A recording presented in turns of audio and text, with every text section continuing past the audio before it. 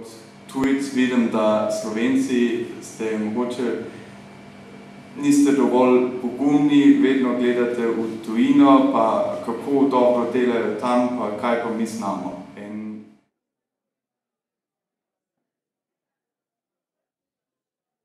Lahko sploh rečemo, da je Slovenija nekakšen arhitekturni epicenter?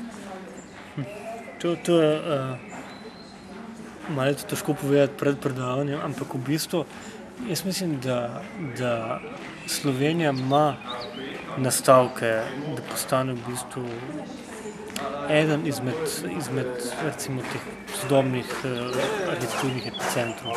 Seveda moramo tukaj najprej sploh ugotoviti, kaj pomeni to biti arhitekturni epicenter danes. Mislim, arhitekturni center je sigurno vedno tale postprodukt. Ko se neka stvar že zgodi in ko je formulirana kot epicenter, je ta stvar, ki jo je pač povzročila, da se to zgodi, že nekje drugje. Torej, možnosti ima, če bi jih izkoristila, potem bi bila primerljiva s kom?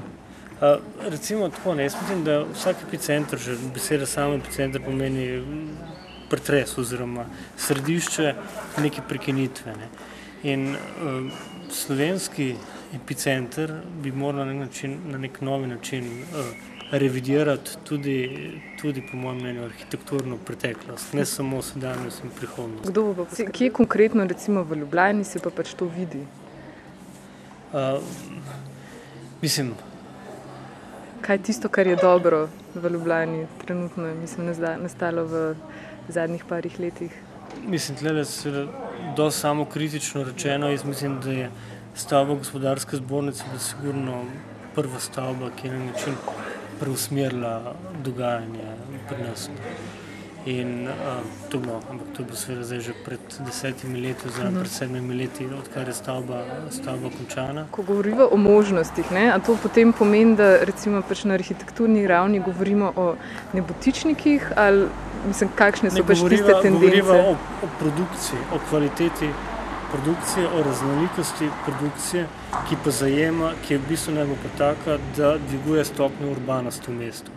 Dvigovanje stopnje urbanosti pa pomeni v bistvu omogočanje čim večje raznolikosti znotraj istega prostora. In to seveda govoriva o visokih stavbah, govoriva tudi o nizkih stavbah, o tretmaju, Ljubljanice, o omogočanju tujih arhitektov, da delujejo tukaj, o odpiranju, o integraciji, o integralnem delu med arhitekti in drugimi ustvarjalci.